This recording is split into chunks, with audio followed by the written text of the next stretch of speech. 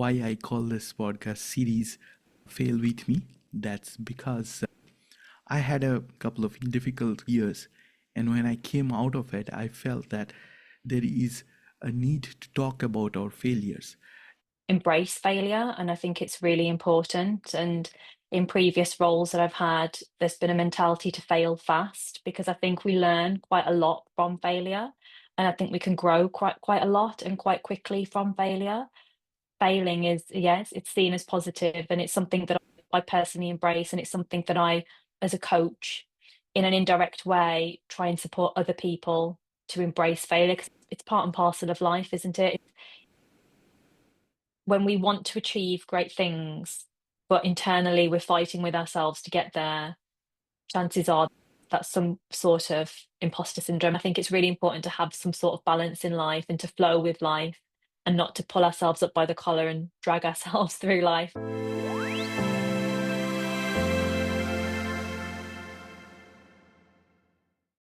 Manikaa, welcome to Stories and Stanza. How are you doing today? Yeah, I'm doing really well. Excited to be here.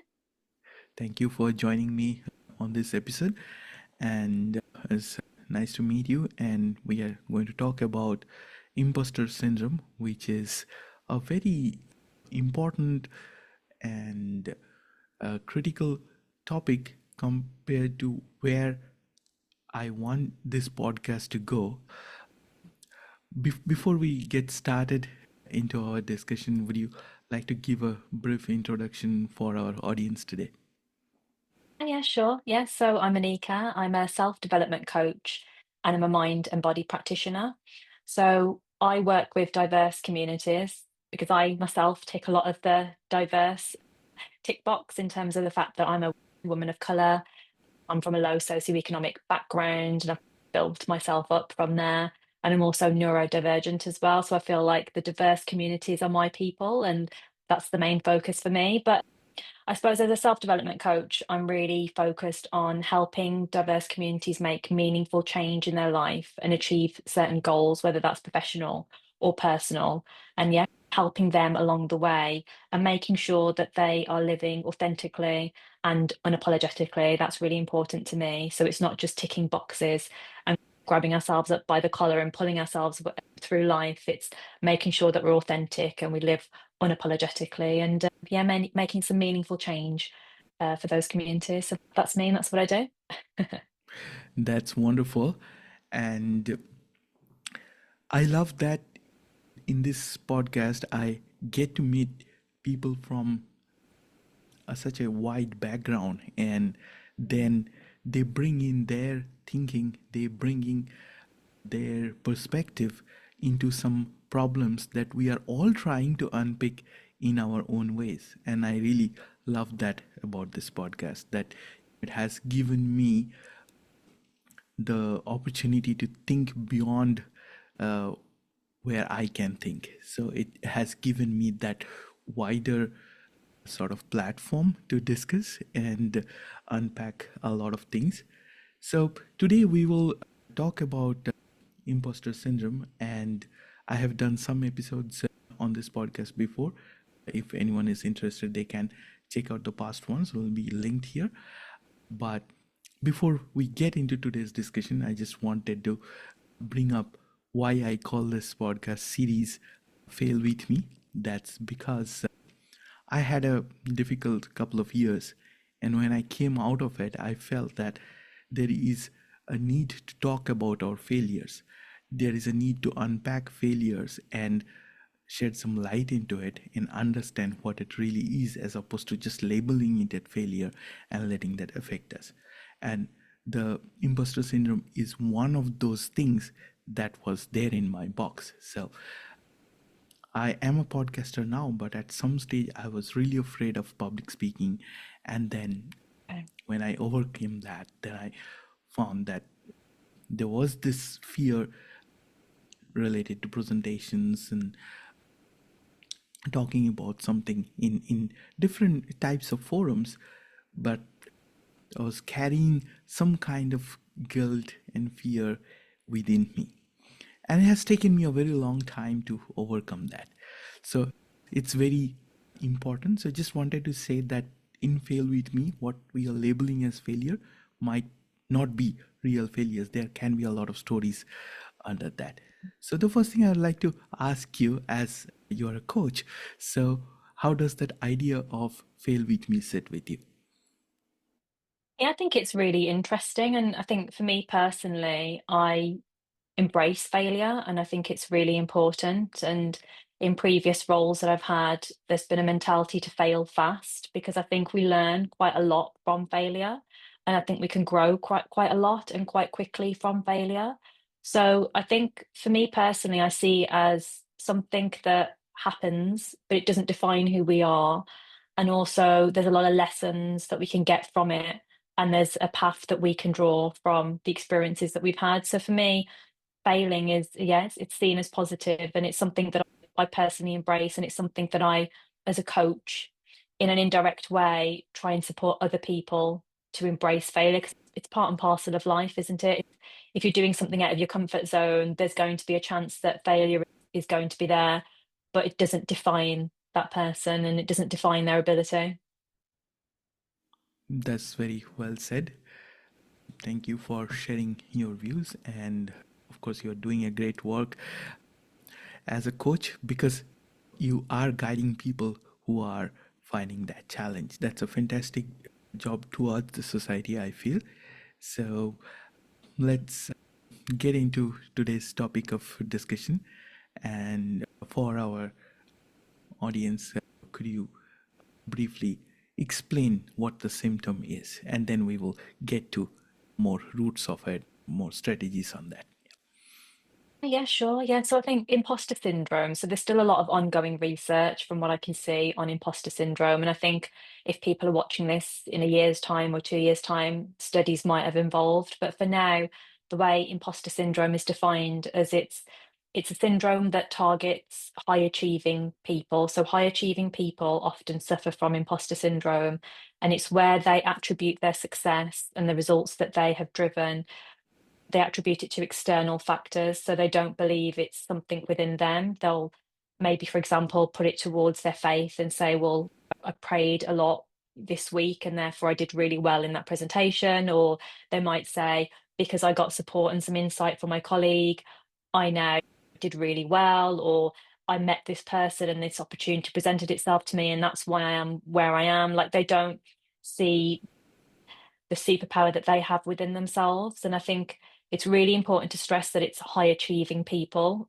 that this syndrome impacts. And I suppose that's important to say because you can tell someone that has imposter syndrome that they're high achieving, but they're not going to believe it, right? Because everything's external, it's not within them. But it's really important, whether they like it or not, to know that it's high achieving people, it's people that do well in life that suffer from this syndrome, unfortunately. That's very interesting how you brought up that it's something that we observe in high achieving people. And Mm. I was just thinking that could people have imposter syndrome and then not be aware of it? Yeah, 100%. The way that I see imposter syndrome is I feel like it hides in plain sight. So I think as a society, we know what imposter syndrome is, so you can easily get the definition of it. But the way that it's always been communicated to me is that you feel like an imposter and you feel like you don't belong in that space. But I don't know if people sit there and feel like they don't. I don't know if it's staring them in the face that, oh, I don't belong here. I think it hides in plain sight, and it's little comments that they make to themselves and little feelings that they feel in certain situations that maybe gives them a sense of lack. So, for example, if you're in a meeting and a manager asks the group a question, and then the person to the right of you takes up space and they answer that question, they articulate themselves really well. The person that's suffering from imposter syndrome, they won't say, oh, an imposter in this room. What they'll think is, oh, why didn't I think of that? Or why aren't I talking? Why aren't I using my voice? And it's this sense of lack, and it's sense of people are doing better than me and I'm not doing the best that I could be doing. And I think it's the little words and the sentences that we tell ourselves that comes from a place of lack. And there's certain behaviors as well that I've noticed, and I've put these personas together as well to really humanize the behaviors.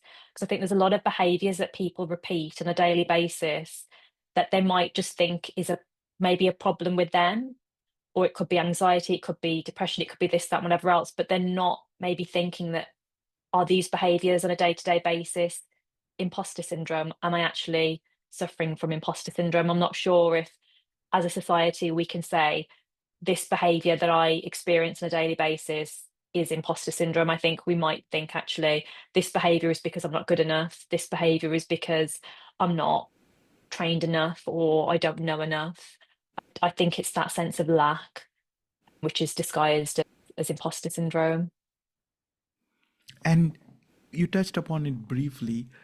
As a coach, how do you see this as different to anxiety, or is it like a subset of anxiety, you'd say? Yeah, I think it's a combination. So I think people suffer from anxiety. There's other mental health conditions, but I think imposter syndrome definitely sits within that.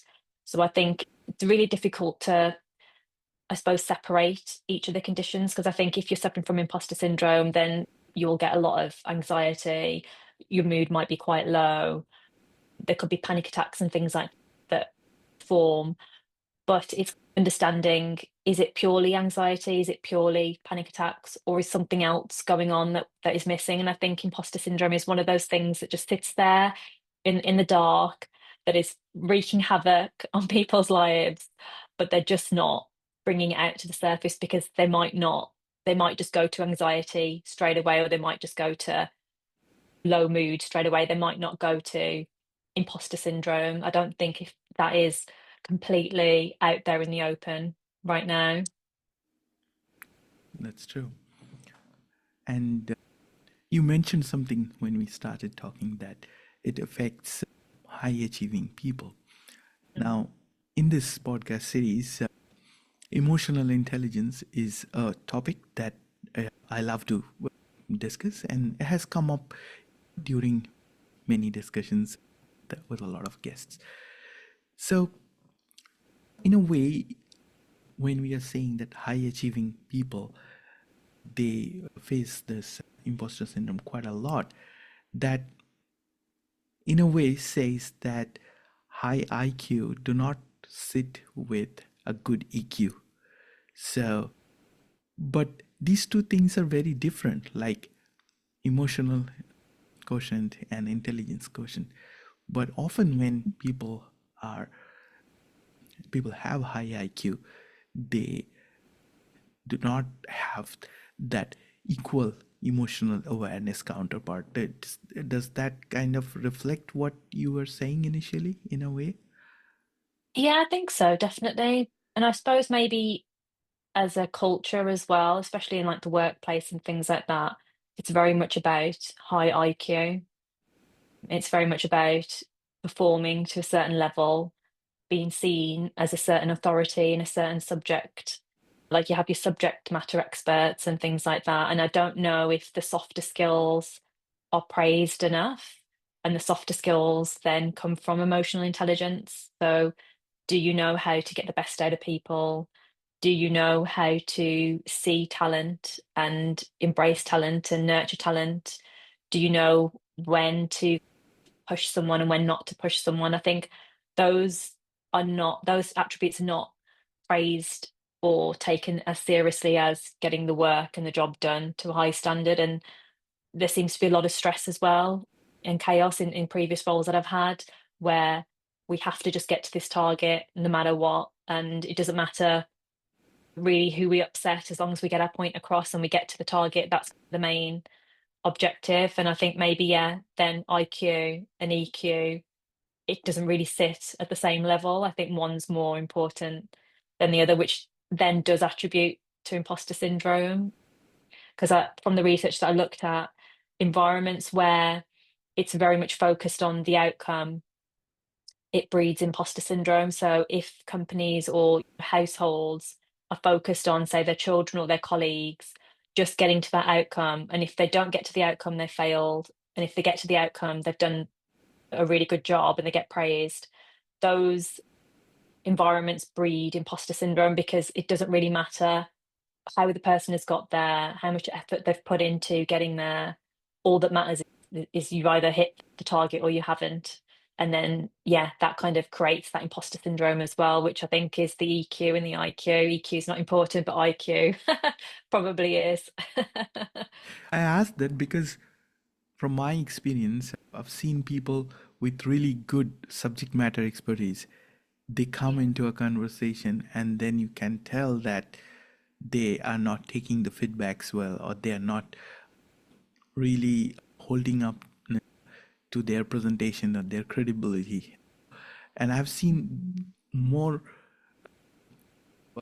high IQ people falter at that stage, which is why I brought it up. And in a way, it links Mhm. to what you were saying. And you mentioned to me earlier as well, and as a part of this conversation, as to you looked at some research and in this particular domain. Would you like to share anything as to where do you think imposter syndrome affects us, in which domain or in which field of work, and anything like that?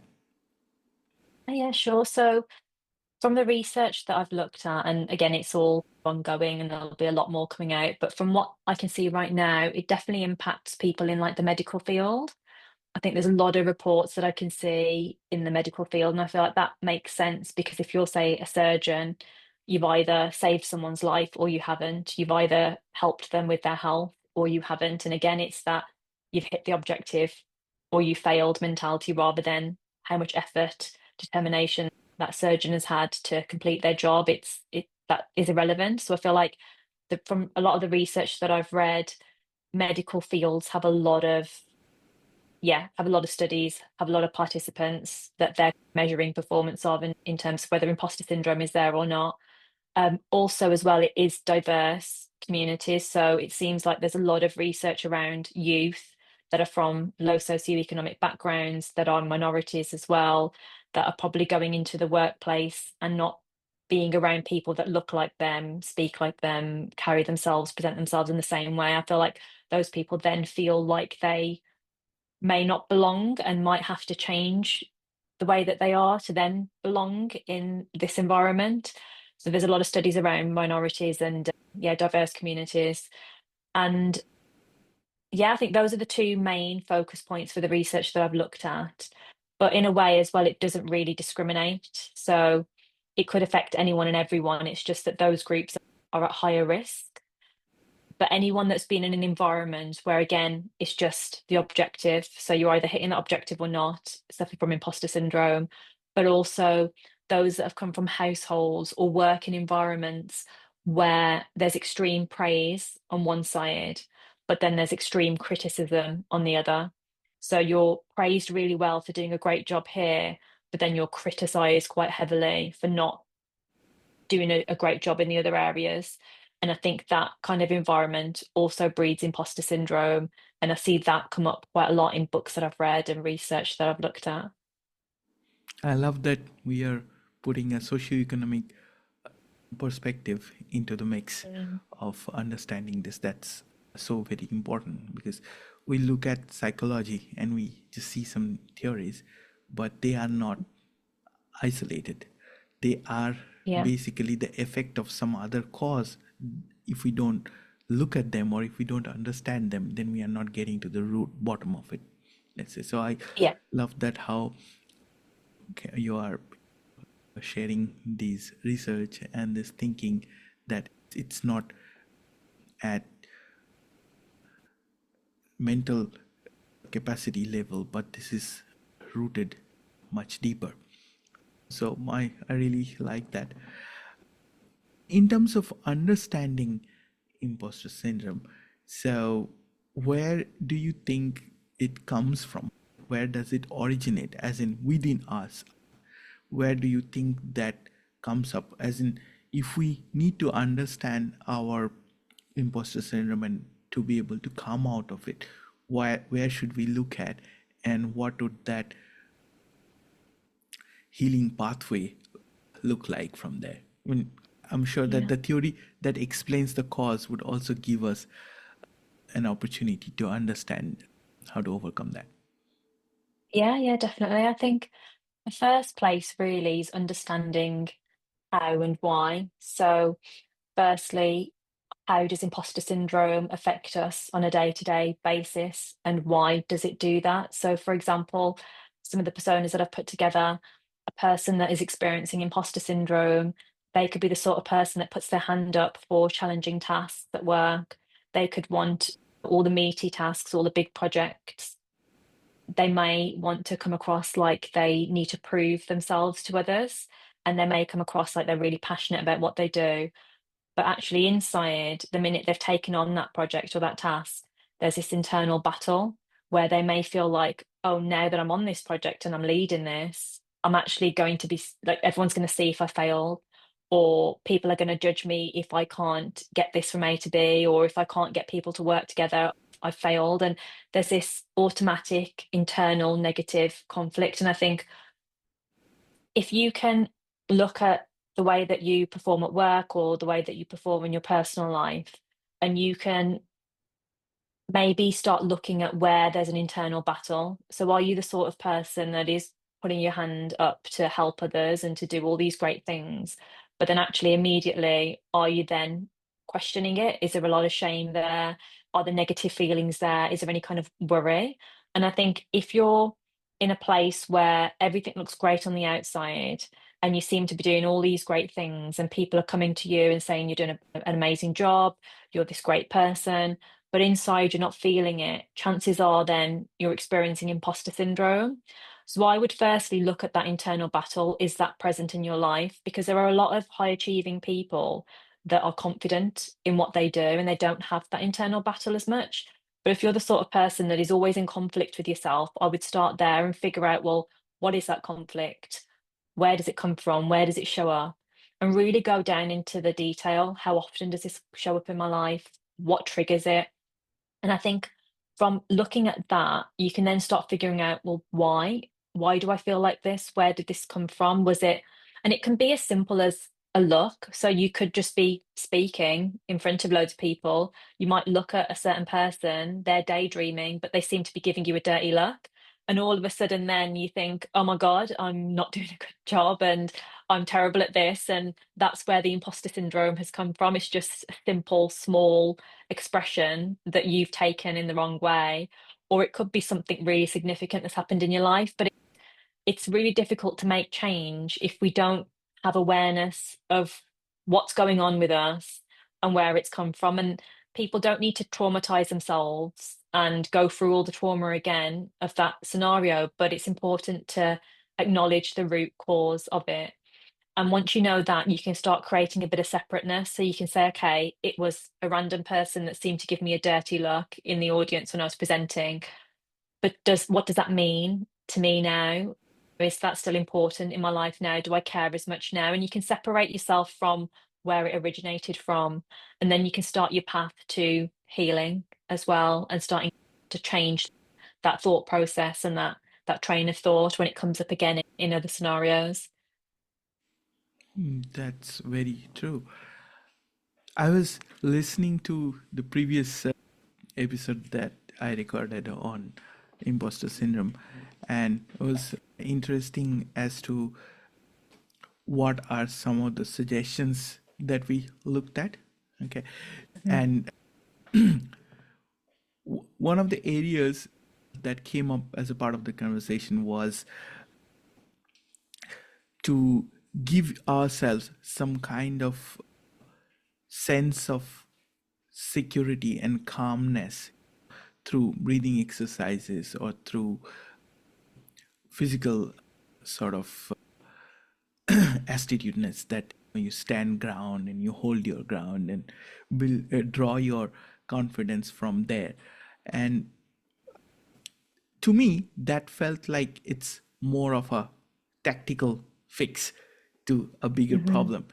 Personally, I would think that if you really need to come out of imposter syndrome, you first of all need to be aware of it and you need to Mhm. be aware of who you are. So, as a coach, how do you see this, like the tactical fixes as well as the work someone has to do on themselves to come out of it?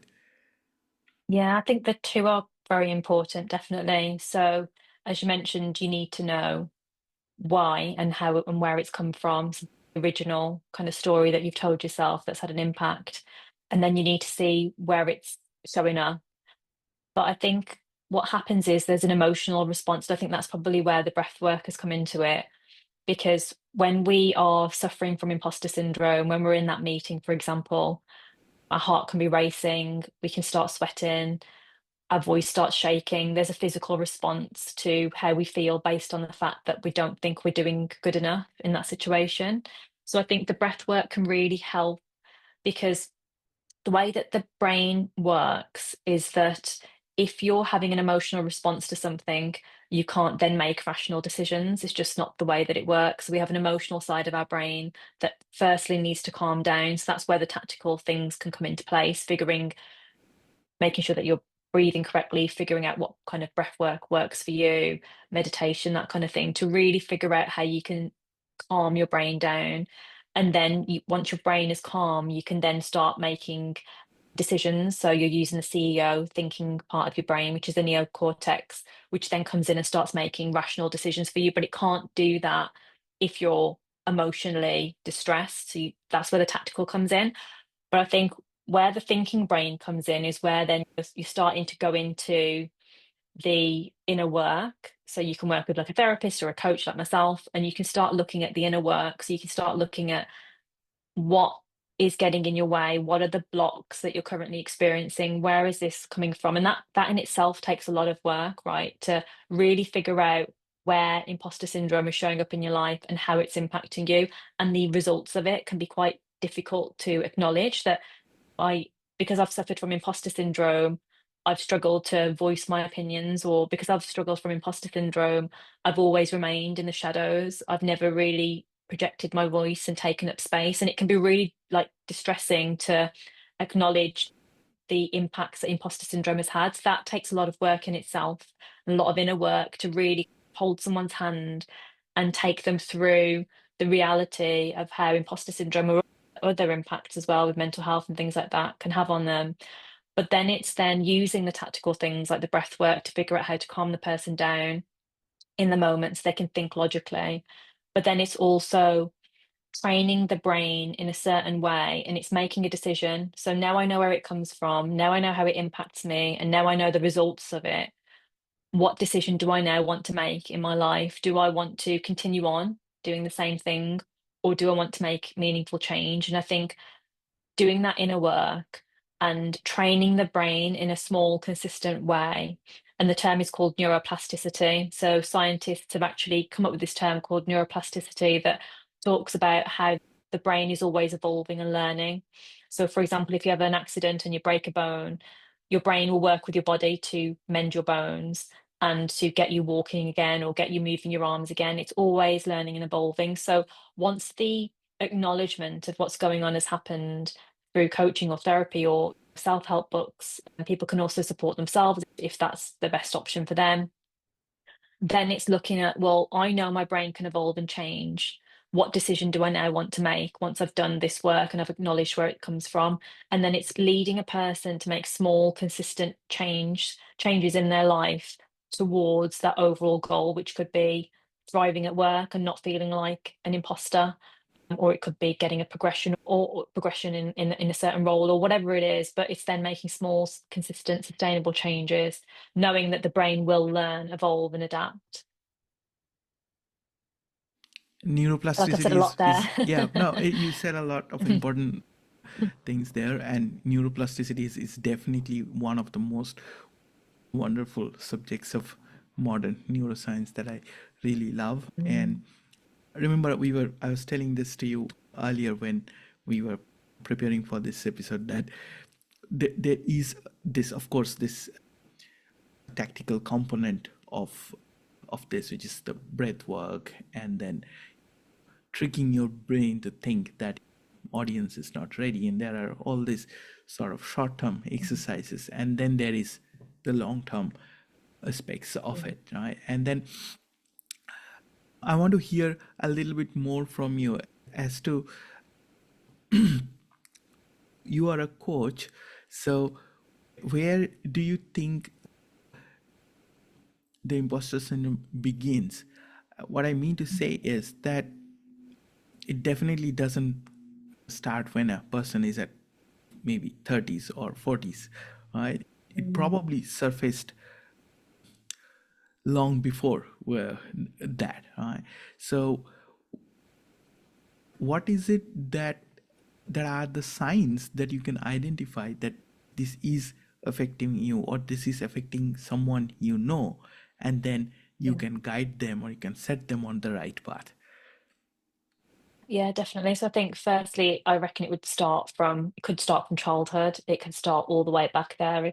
Again, if you're from, can't speak, my voice is breaking. Again, if you're from an environment where extreme praise, extreme criticism, chances are it started from childhood, or you've always been under pressure to get really good results at school and be seen in a certain way because the family are seen in a certain way and you have to fit within that family structure no matter what's really going on inside. Chances are then imposter syndrome has started from school or from childhood or your household. Again, schools and the way that they conduct teaching students is very much about passing or failing, not really about why is a child passing, why is a child failing, what can we learn from the child that's being really successful in their grades, and we can help then train those that are not doing very well. So I think even in school environments, it's very much about all or nothing. So again, yeah, imposter syndrome can come from as early as when you were born to primary school, secondary school, university, and so on. So it definitely impacts people, from my own opinion and perspective, way before they've gone into the workplace. And I think as humans, we are creatures of habit. So based on like neuroscience and the research there, we it could be something very simple that's happened to us that will then lead to a reaction that then becomes a habit. And imposter syndrome, for example, in someone that's been suffering from it since childhood, they might be the sort of person that neglects their self-care. So that could be a sign that someone could see. So when it comes to busy exam periods, when it comes to busy projects at work, when it comes to a busy period in their life, they're the sort of person that will put everything into that because they're afraid to fail. They're afraid to be seen as failing. They're afraid to be exposed in that way. So self-care is something that they neglect. They probably don't eat enough. So hearing people say, I hear it all the time, oh, I can go like a whole day without eating. That could probably be someone suffering from imposter syndrome, the fact that you're not fueling your body and your body needs that fuel to then work efficiently. Why are you not doing that? Is that because you feel like if I take a break and eat, then I'm going to fail and not be able to achieve this piece of work that I'm working towards? I think people that attribute their success to luck. So if you're talking to someone and you say, "Oh, you did a great job yesterday," or "Oh, you seem to be doing really well," and they say, "Oh, well, I prayed a lot and that's why I've got where I've got," or "The opportunity just fell on my lap," or it was just based on luck. It's not me. They will not and cannot see how they've attributed to that success. They will not look at themselves and look at what superpowers they have, because opportunities can fall on anyone's lap, but it takes a certain type of person to see the opportunity and to maximize the opportunity, and not everyone can and will do that. So a high achieving person is the sort of person that will see something and they will take it to the next level, but they just say, well, it just fell on my lap and I did what anyone else would do. So I think hearing that type of language or seeing a person neglect themselves or seeing a person go a day without eating, those types of signs is probably where then they haven't got a balance in their life, and there's this all or nothing mentality, which could then potentially mean that there's some sort of imposter syndrome there. Very well thought answer to that. Thank you. Mhm. You mentioned that when someone has understood that they are affected by the syndrome, then they can seek out help. I want to hear from you. What's your perspective that when should someone approach a coach and when should someone look for therapy? Is there a line that we can draw and we can advise anyone listening to this episode?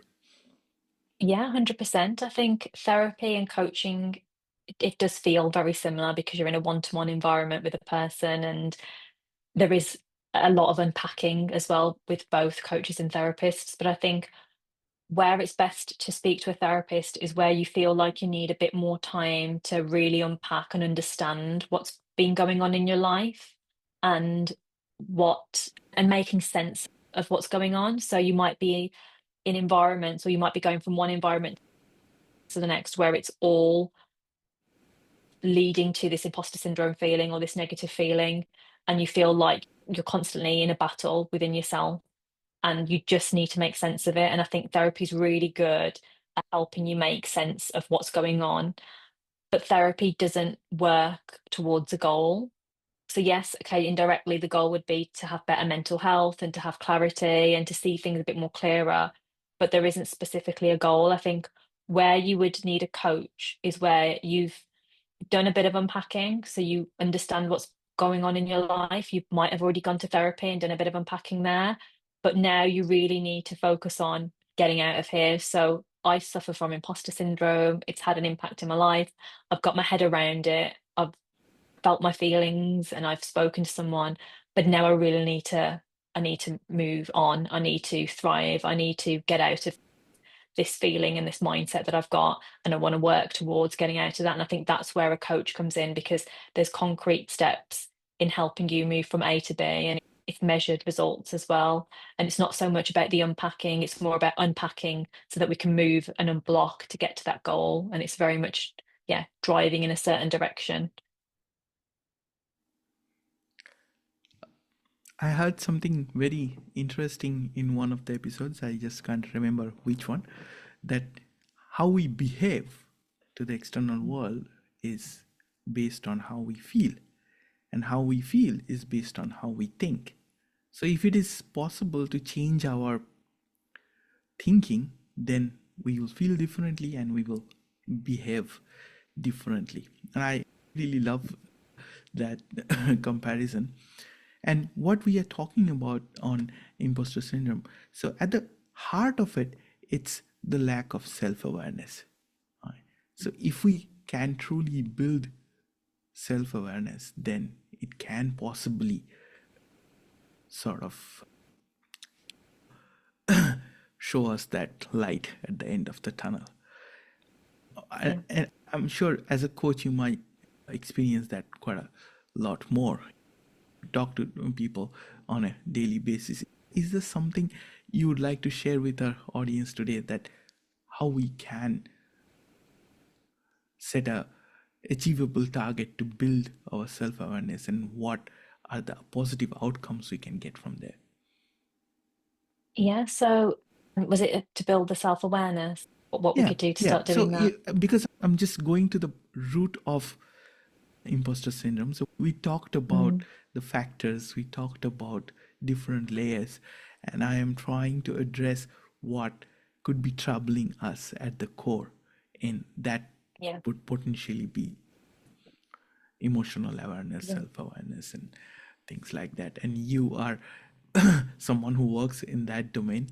So what are Mm. the things you'd like to share with our audience? Yeah, yeah. I think for me personally, what I see a lot is this internal battle, and I think that we probably don't acknowledge it enough, and there's a lot of shame around it as well. So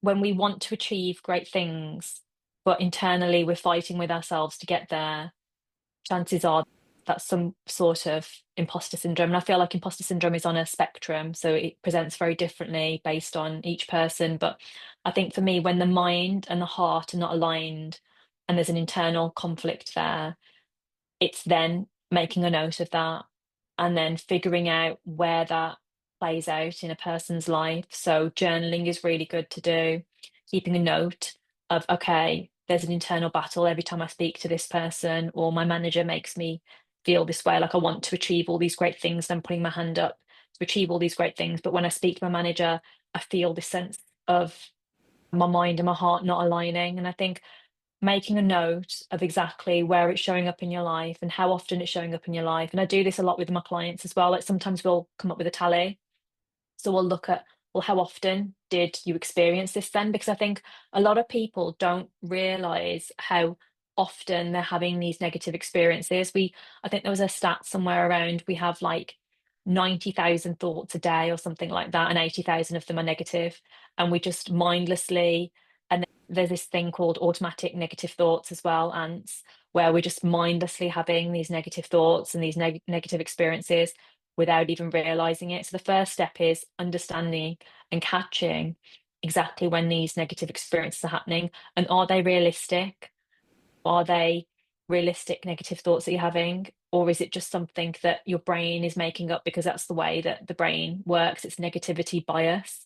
So is it just saying nasty things to you for the sake of saying nasty things because there's 80,000 negative thoughts in a day that we're having? So not all of it can possibly be true.